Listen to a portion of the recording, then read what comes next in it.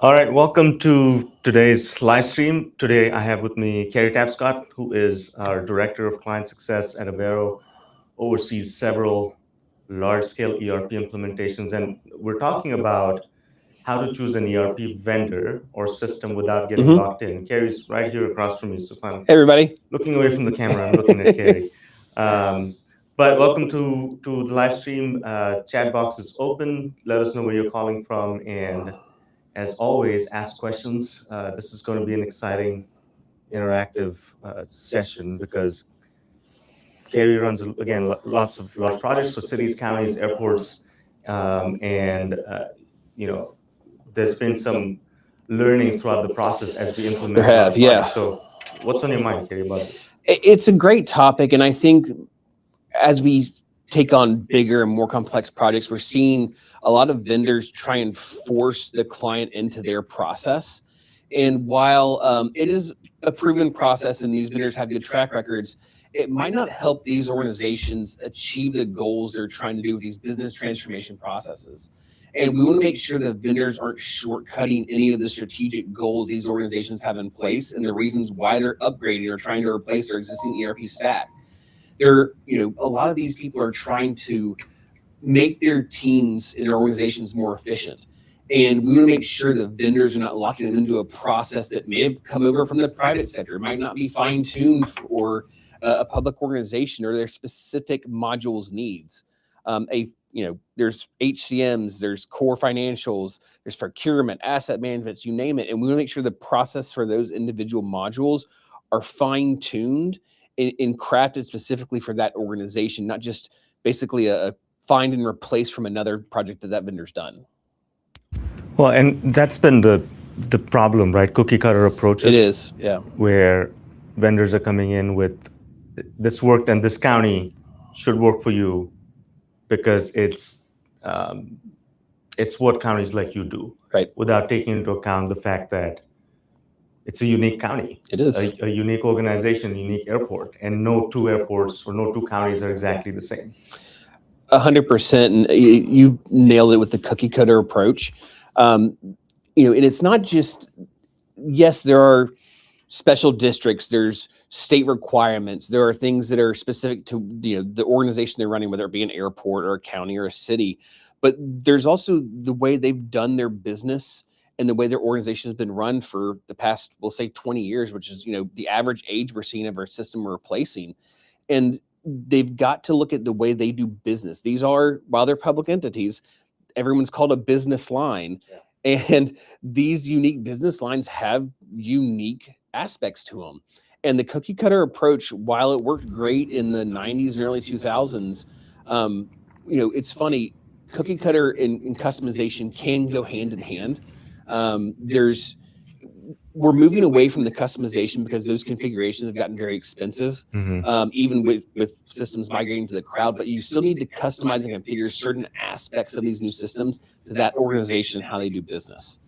You can't just walk in there and force these new processes down their throats. And yes, you can tell the stories about how it worked for this county down the road or this airport across the other side of the country, but you still need to think about the individual aspects of these clients and what they're trying to accomplish.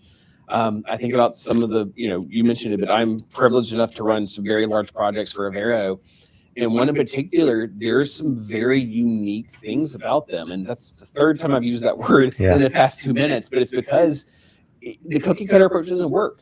And you've got to really learn how the organization functions as a business and the individual business lines and why they're doing the processes the way they are, and then adapt and be creative and nimble. And that's one thing I really like about Avero and our size is that we are nimble in our approaches to clients. Just because this worked with County A doesn't mean it's going to work with County B. Yes, we'll take aspects of that, but that's why consultants are great, is we learn from previous experience with other clients and can modify the approach and the processes to help the next client achieve their organizational goals. So give us an example of how you've seen this play out, right? Sure. When you say vendor lock-in, the typical thought that comes to mind is vendor lock-in typically means I'm locked into this ecosystem, I can't leave. without major pain or expenditure or both. Unfortunately. But it plays out in small ways, in a day-to-day implementation manner. So what are some examples of that? Sure. I think about where you've got, this is a recent one of mine, so please bear with me. I'm still a little, That's still good. sensitive to it. But the in the vendor's plan and approach, they had included a benefits module. But the way the benefits module, this is specifically for retirees. This vendor could not operate a benefits module for retirees. And their approach to the client is we want you to set up a separate company in an additional module. So it'd be a second instance of your HCM to run your employee retiree benefits. And the client took a step back and they said, why? And they said, well, this is how all other clients do it. And our system can't support two benefit modules inside the same instance. And the client got very defensive and brought up the original RFP that we had helped them create and issued and said, this was a major point in the RFP that we wanted to have a single benefits module that could handle current employees and retirees all under the same umbrella. And the vendor was trying to force them into their process. And the clients stood their ground and said, no, that is going to make us just as inefficient as we are today. And the whole point of this project was to make their HCM environment more efficient because they still had paper employee applications. They were doing paper benefit elections. They were doing all this stuff on paper. And now they're going to have to run a separate employee retirements benefit module that will have to be cross-referenced and validated, and making sure that there's beneficiaries where if that employee may have passed on, that their wife or spouse or husband gets those. And it was counterintuitive to the entire process. And so we supported our clients and said, this is not going to work. And if you all can't help us solve the original problem and the whole point of this RFP, we're going to have to look at other solutions. And the vendor kept pushing back, and finally they ceded some ground, and we found an alternative integration that allowed them to do employee retiree benefits that would then integrate and feed into their main employee module, and they'd be able to cross-reference and validate and do it all and automate the entire thing, so they're not having to go in and do it manually. And we routinely see this where you will see a client go through the RFP process, work through the scope and the SOW and all the T's and C's, and then 2 to 3 months into implementation, the vendors have, I don't want to call it a gotcha, but a surprise, right? And unfortunately, a lot of those you don't find out about until 2 to 3 months in. And that's where our experience comes in, is having worked with a lot of these vendors and saying, hey, here's what you need to look out for. Here's what they're going to say they're going to do. Here's the process they're going to try and force you into. And if that doesn't align with your organization, stand your ground, be firm, and we will find, Avero being nimble, will find an alternative solution.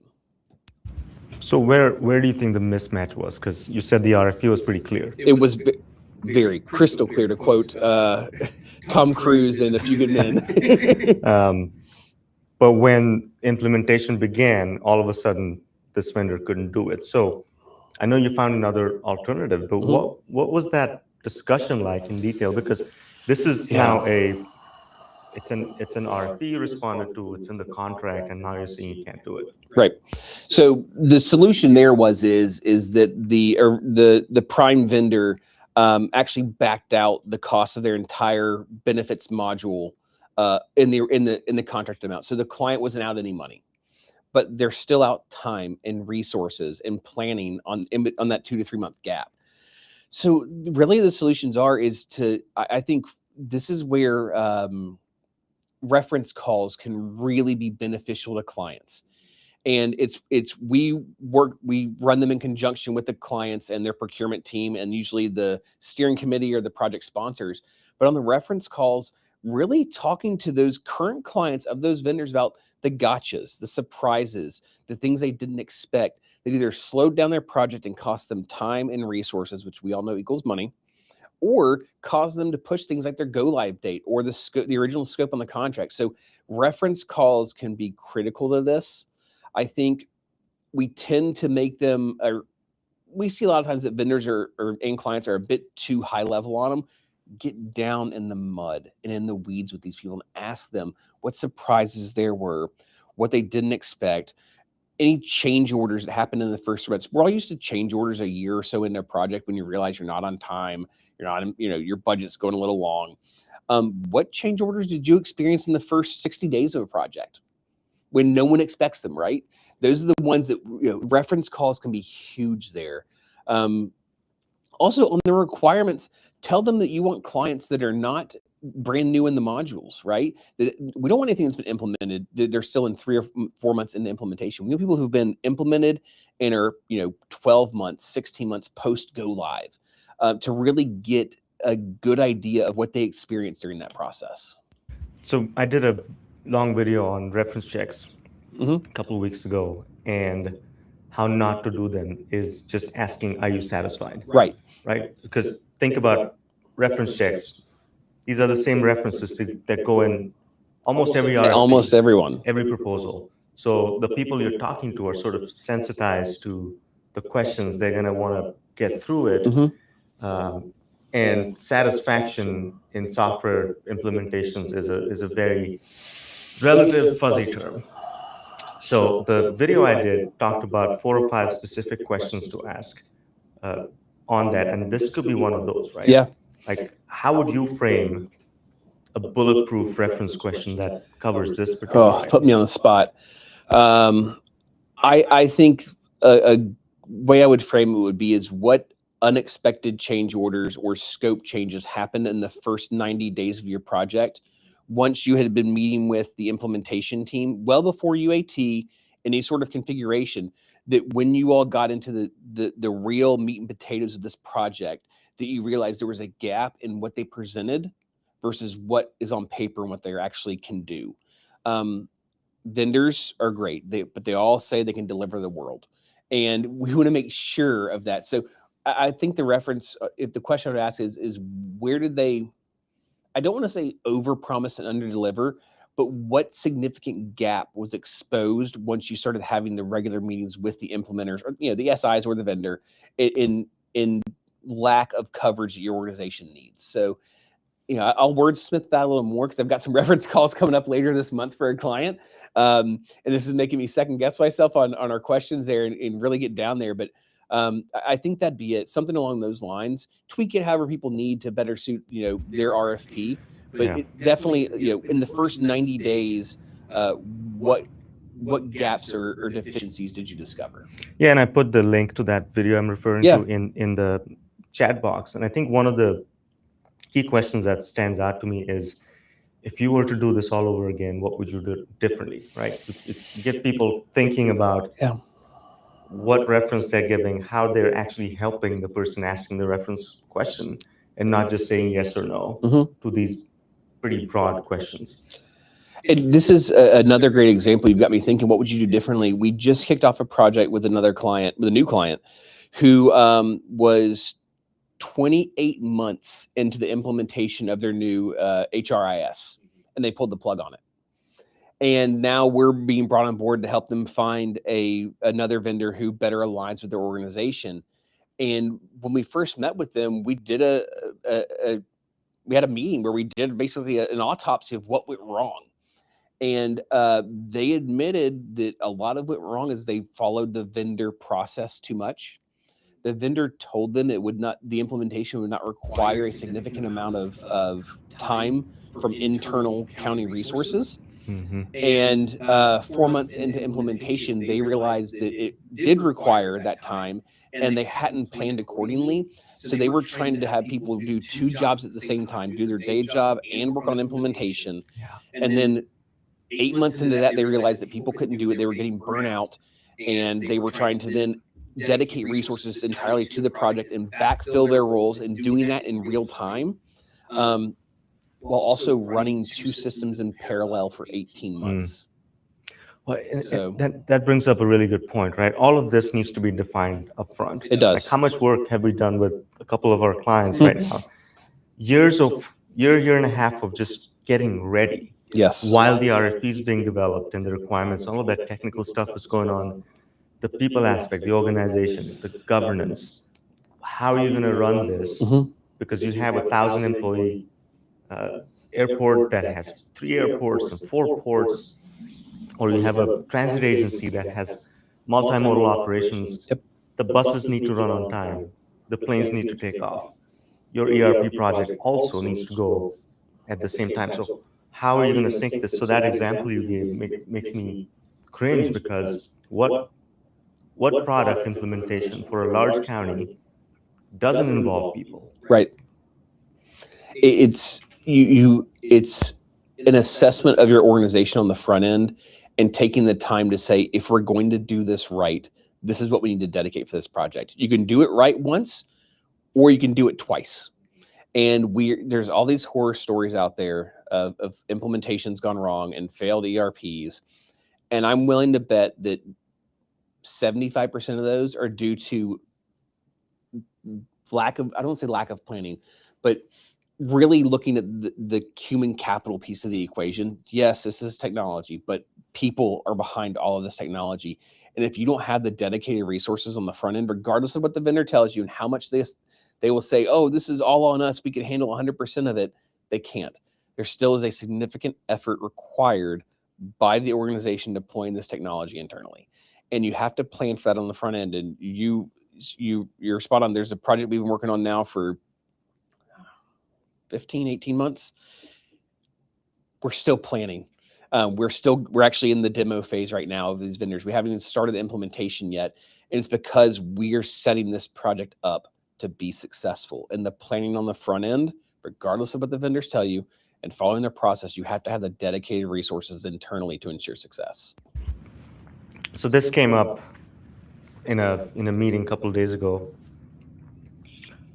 This client did an RFP. It's a council of governments. Did an RFP, got 20 responses, and it's the usual gamut of who's providing services to government today. It was Tyler Tech, Oracle, Workday, CGI, SAP, and every one of those products, except for CGI, they have a system implementer, or Tyler also, right? They do it themselves.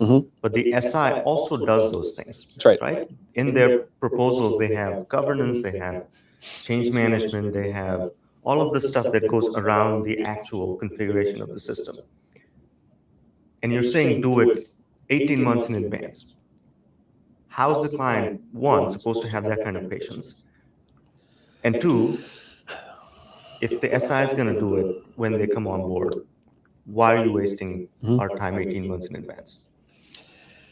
One of those, so the patience piece is tough because we often walk into a new client and get them all whipped up in a frenzy and excited about an ERP, and then it's, oh wait, we've now got to get the we got to do our assessment and get the RFP built, and it's got to be on the street for 45 days, and then we got a 5-month procurement process, and then got to go through the red lines and terms and conditions, and we kicked it off today, but we'll be starting implementation 15 months from now.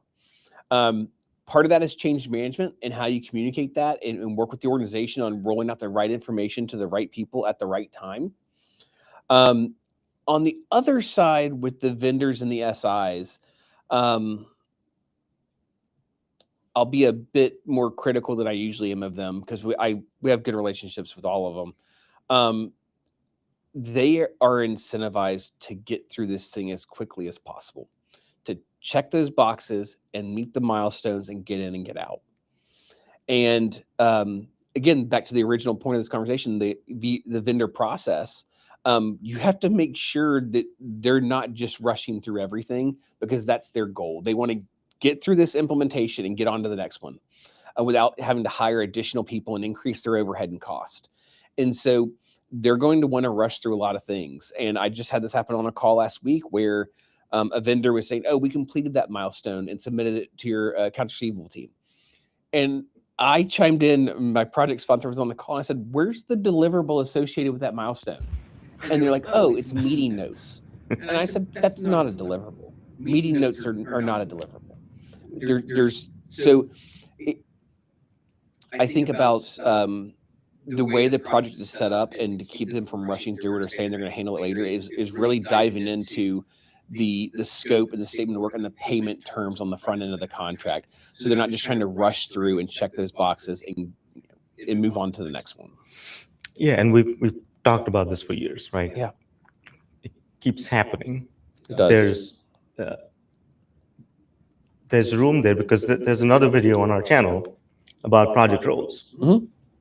There's a sponsor, there's functional leads, there's a PMO that does specific things, there's OCM management, and different clients do it different ways. Some have OCM in-house, some do it with us, some lean on the vendor with our support, but in no successful case have I seen it not done the people part, and B, the phase zero that we're talking about. Mhm. That is that is the key to not getting locked into anything. Right. That is the key to making sure that you can do this while keeping your buses running. That nothing's going to fall apart just because you're putting an ERP in place. And that's what happens, right? Leadership at some point has to make a decision on what am I going to prioritize here? Mhm. Is it business as usual, our business of running buses or serving citizens, or are we going to mess with this? Am I going to let my purchasing or payroll clerk that everything hinges on, every payroll cycle, to go sit in on a 2-week configuration session? And that's not a decision you can make on the spot. Yeah. And you got me thinking, asset management's been talking about buses.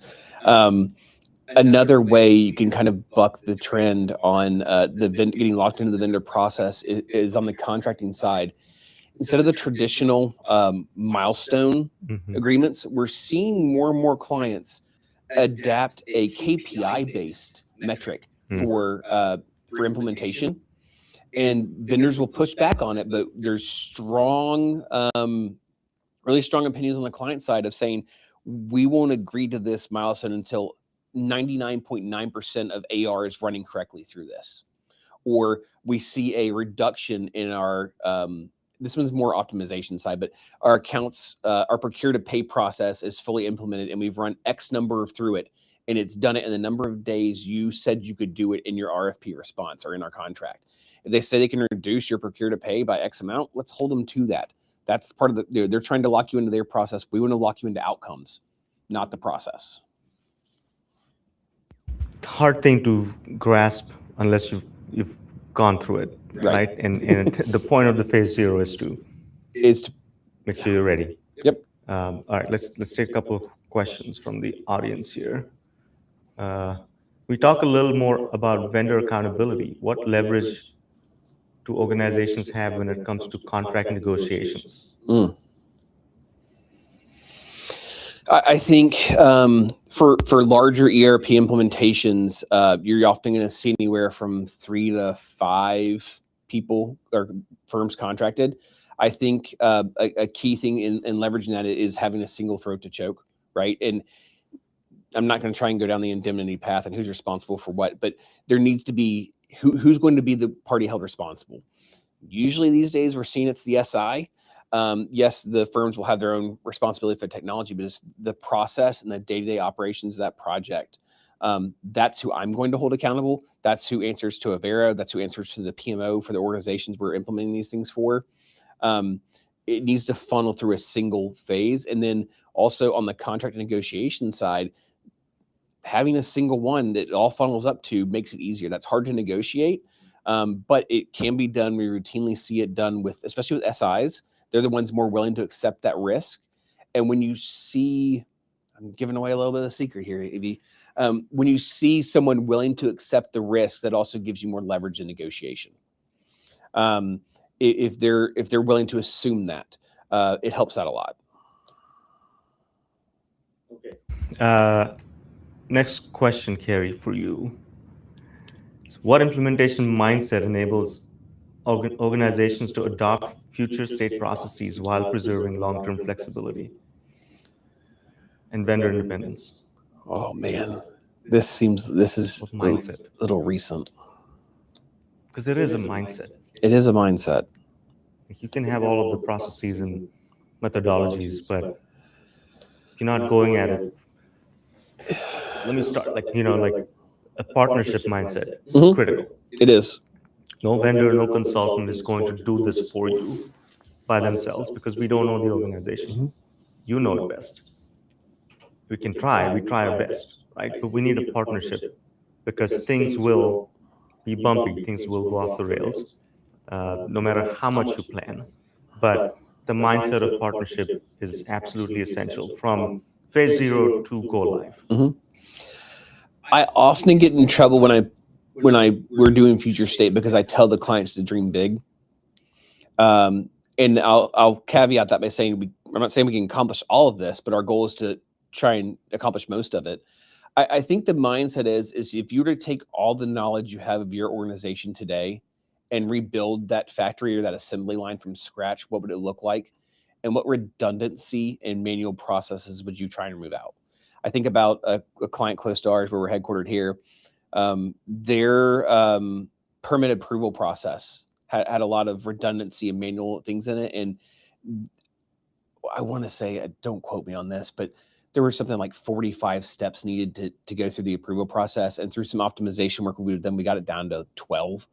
And so in really taking it, so the mindset I would say is dream big, but and hope to accomplish, the majority of that. Some of these things you can't get rid of entirely, but to look at your organization and think about the mindset is like, think about the redundancies that really just make your blood boil, right? That you say, why are we doing it this way? Why is it going from procurement to finance to budget officer to back to finance and then procurement for approval when we could just streamline this workflow? Like that's the mindset I would have is what frustrates you and dream big. Yeah, so and we've had pushback on that, We have. right? Because how are they supposed to dream big when they don't know Right. what's available? One. And right now, with AI and Gentic, all the vendors saying their sausage is the best, because it has AI in it. What's dreaming big could be a liability, Mhm. right? Plus, it's our job to make sure that you get them to dream big, but then it's funneled into reality, and it's not just pie in the sky stuff, which leads you to more customizations, more complications. So where's that line? How do you keep your clients, or what's the process rather? Because I get it. You probably let them dream big and then translate that to reality. That's the majority of the process is they'll say, well, we want a fully automated accounts receivable. Love the idea. We're not there yet. I think the other part is that I like that you brought up AI because it's a popular topic in every meeting I have these days. If you're doing an RFP, making sure that you're incorporating bits of that and that the vendors are showing you not what's in their pipeline, but what they're working on today that will be rolled out in the next 18 months. Anybody can tell you about what's in their pipeline. Oh, we're working on automating hire to retire, or, procure to pay, you name it. That's a pipe dream, literally. It's why it's called a pipeline. But it's see what they're actually doing today. And again, back to the reference checks, right? Talk to recent clients who have gone live in the past 12 months about the AI features that were there and how that was. Think about the future state and reference calls. What did you all want to accomplish? How many of those were actually done with the implementation in the promise software? Yeah, and I think you have to really define what you want out of a future state. Yes. It really is working backwards, and these are the things that are sort of dry. People don't want to spend time on. There's very few clients that actually mean it when they say we want our processes to modernize. Mhm. And there's two different flavors, right? One is you blow everything up and you start fresh, or you're going to tweak your current processes, which is hard to do if you're replacing a system that's been embedded in your processes for 20, 30 years. Mhm. So process analysis is it really depends on what the client wants to do, what their vision is, and how does the system then fit into it. And that's a good point. We've got a large client in the Southwest who has a very aggressive organizational goal to be entirely paperless by 2028, I believe. And we have positioned their entire RFP on how it can help them meet that goal. And that is, talk about future state visioning. That's a bold vision, but we are going to get there with the software they're going to select is going to help them accomplish that goal. And it will be, notice the goal is not by 2027, but it's by 28 because there's still some things they have to work on and configurations they have to make. And and adjustments, but we position the entire thing to help them meet that goal. And that was their future state goal from the onset, is they want to be paperless. So Yeah, that is ambitious, but not impossible to do, right, right? it's not today. If you're intentional about it. So I'm going to ask a last question that comes to mind, Okay. and then we can wrap. When it comes to uh, change management, right? There's two emerging trends that we've been in meetings recently where we're trying to sell a product or service to the client, and two things keep coming up. What's your change management approach? Yep. And two is, are you really independent, right? And I'll talk to the second one because there are consultants that claim to be independent, but they're not. And clients hire us because we're independent, truly because we're not reselling a product. But the pushback we get on that, right, especially from our vendor friends, like, how do you know what to recommend when you don't know our product, right? You haven't really configured it, implemented it. What are you recommending to our clients? And it seems to be missing the point. It's not about the product. So the second half of that question to me is, when products become homogenous, Mm-hmm. they all have unique selling points. They Right? do. Someone has a better cloud structure, someone has something. But at the end of the day, you want your accounts receivables or payables to work. You want payroll to run. You want general ledger to be clean. You want reporting to be great. And they can all do that. All of the products we listed, Yep. they can all do that. So when you're sitting through selection meetings and demos and clients decide, we're facilitating. When the clients decide which product to go with or which set of vendors to go with all things being equal, what are you seeing as being the deciding factor? I'll try not to have this clouded by recency bias, but I think the key one for me is implementation approach and timelines. Are what they pitching going to align with this organization and how we've gotten to know them at Avero and how they operate? Or is it going to be so disruptive to their business processes that it will be failed from the start? We had one recently where, as part of our RFP, we proposed a implementation approach, and the vendor proposed a totally different solution, and it did not sit right with that organization. And you could see visibly people squirming in their seats because they knew how disruptive it would be for them to even think about this approach. That's been key. And then change management, to bring it full circle. What is their approach on how they're going to get this organization to adopt new processes and new technology? Because if your adoption rate is low, the entire thing it's been a waste of everyone's time.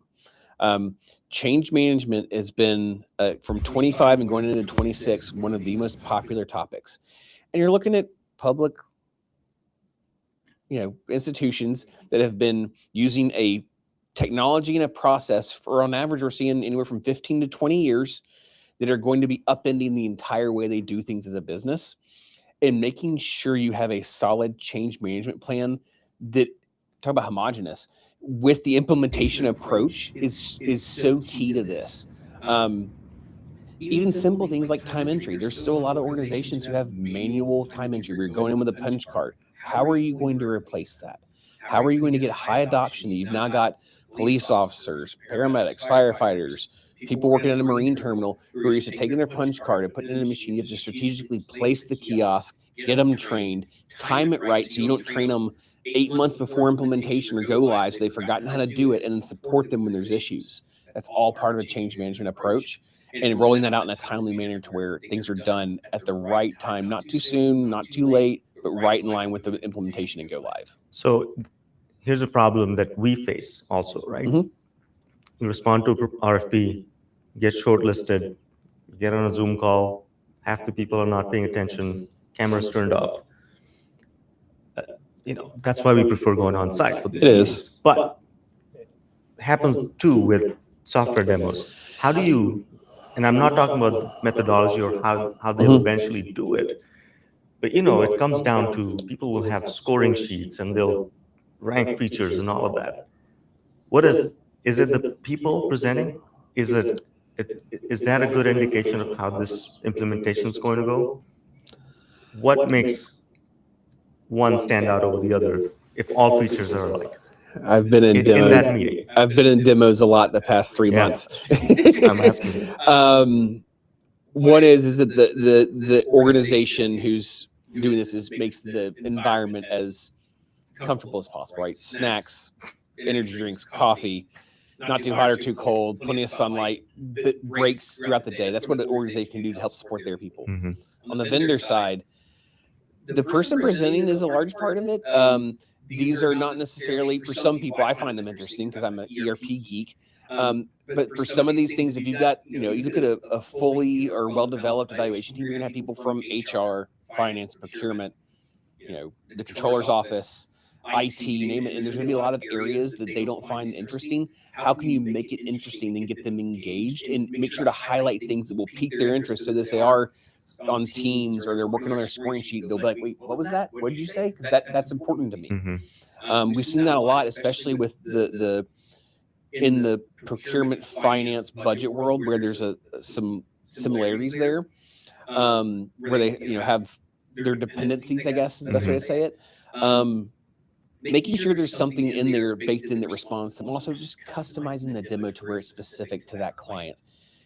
It's funny, we had one recently where they used a lot of generic names in the demo, and one of the names that two of the vendors used happened to be the head executive of the organization. And so every time that person's name was used as part of the demo script, the entire crowd would giggle and laugh. It was a little distracting, but also kept them engaged. So customizing the demo to where it's using their logo, using actual shots you've taken while on site.